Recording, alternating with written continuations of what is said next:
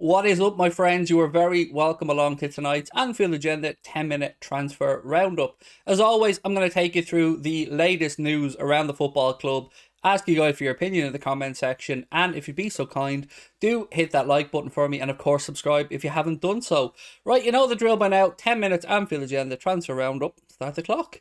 Right, here we go. Let's start with Timo Werner. Oh god, yes, you did hear me right. I did just say Timo Werner. Football London, I believe it was, have reported that we have interest in signing Chelsea's Timo Werner. I'm probably different to a lot of people on this. Do I think that we will sign Werner? No, I don't.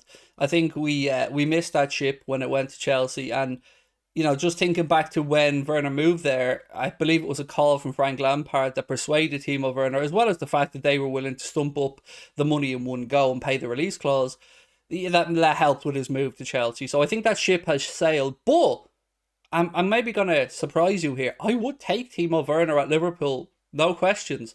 I felt at the time he would have been a great fit for us, and I still feel now that even after his misfiring time at Chelsea, I think he's just been unfortunate. I think if he had a manager like Klopp, and this is not a dig at Thomas Tuchel, but if he had a manager like Klopp who would put his arm around his shoulder and would fill him full of confidence again, and he wasn't relied upon as the big goal scoring threat in a team, I think he'd do a great job. A great job. And look, if Salah was to move on and Werner came in, I'm not hating it. That's all that I'm saying. I don't think it's realistic, but I'm not hating it. Again, I would love to know your thoughts on the potential of Timo Werner. Let's look at it in two ways. One, let me know if you think it's realistic. I don't. And two, let me know if you think if you'd happily take Timo Werner at Liverpool. Right, let's move on to the other big story of the day. Reported from Portugal that Liverpool are interested in Porto's 27-year-old player Otavio, the player who you probably remember us being linked to in the past, the player who Jurgen Klopp has spoken of his admiration for again in the past. And I've got to be honest with you, I don't know if this is credible or not, but the Porto Reddit have a link of a tiered system like our friends at LFC Transfer Room do, where they have a list of outlets that they deem to be semi-credible, credible, not credible, all the usual stuff. And the people that released the story saying that we were interested in Otavio are a tier one. So they're at the very tippity top of the Porto fans' trusted sources. So all I can say is I don't personally know, but I'd be very surprised if Liverpool were to go and I think the numbers being mentioned maybe 35 million pound. I think his contract runs until 2025 at Porto. He is 27. For those reasons, I don't know. I don't see why we would go after him, because where does he play? Where will he play in our system? And we have to look at this from either a 4-3-3 or 4-2-3-1, and I just don't see who he pushes out yet. So I don't think there's much to it. It wouldn't be one of those signings that would get me up off my seat with excitement, but it wouldn't be one that would drive me mad with frustration either. But yeah, it doesn't feel very Liverpool-esque. Now, you do have to take into account that Pep Linders spent a lot of time at Porto coaching the likes of Ruben Neves when he was coming through there, and has great resources, great information, and great, I suppose, scouting reports coming back to him from Portugal. So, is it an accident we've seen us go into that market in recent years? Probably not. But on this one, it just doesn't feel.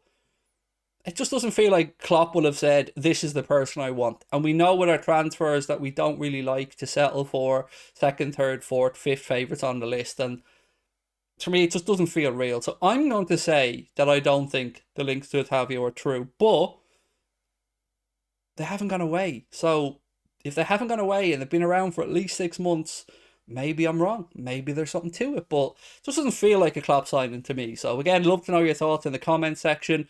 Another one that won't go away, by the way, is Marco Asensio.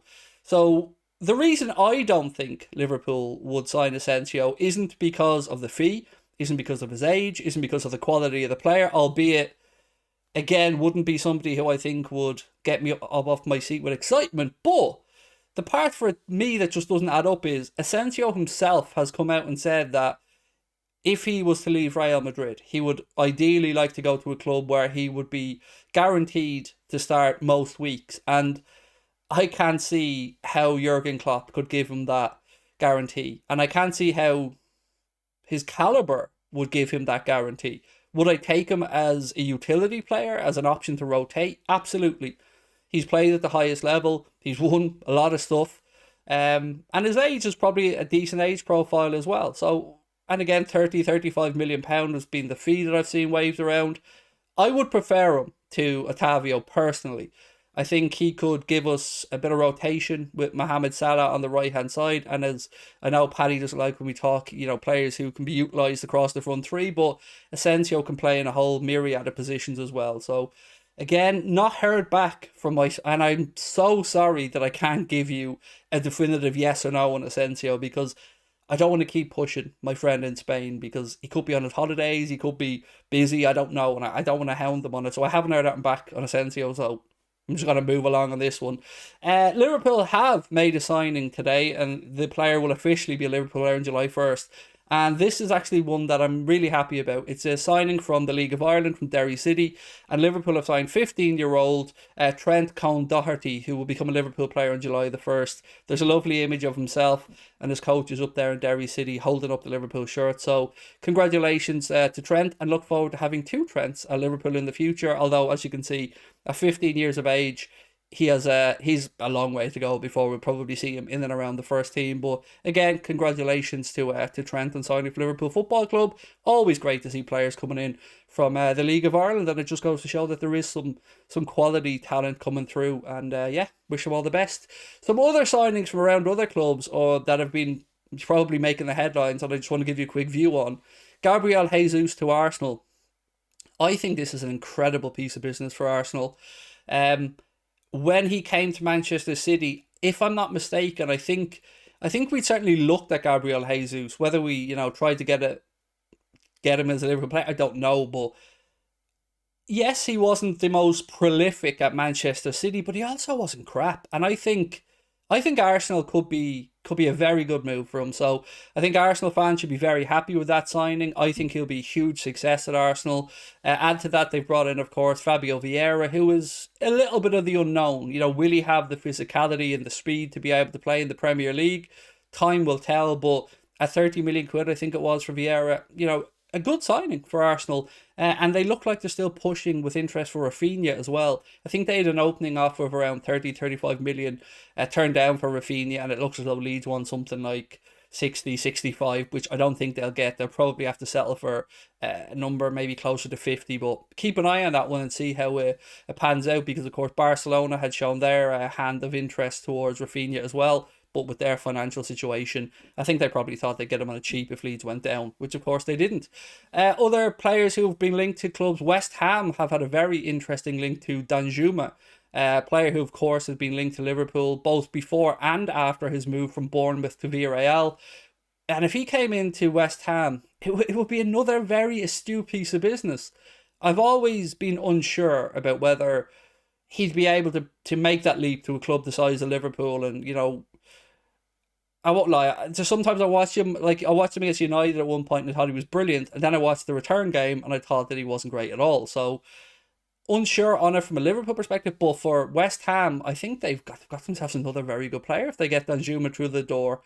On top of that, they've told clubs that there is no way they are selling Declan Rice for any money this summer. But for me, one of the most unspoken about transfers that I think will have a big impact in the Premier League, to a club on the up and up. Obviously, I'm not going to talk about my beliefs about how Newcastle are funded, but I think Nick Pope is an incredible piece of business at 10 million quid. I think the goalkeeping position, I don't rate Dubravka at all at Newcastle. I think Nick Pope coming in, I think this will go down as a very good signing in the test of time. And they've, again, been clever in their recruitment there at Newcastle. So fair play to Eddie Howe, to Newcastle and their recruitment team.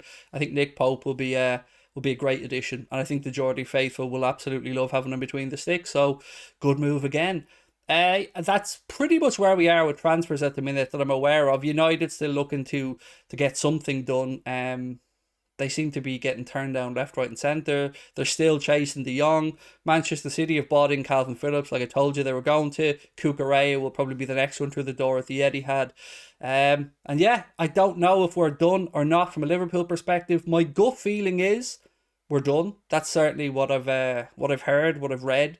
But it's early in the window. Anything can happen. One transfer can often trigger another, and a chain of events that sees a surprise happening. So I will be back same time, same place tomorrow. Thank you for your time as always. Hit that subscribe button. Bye bye.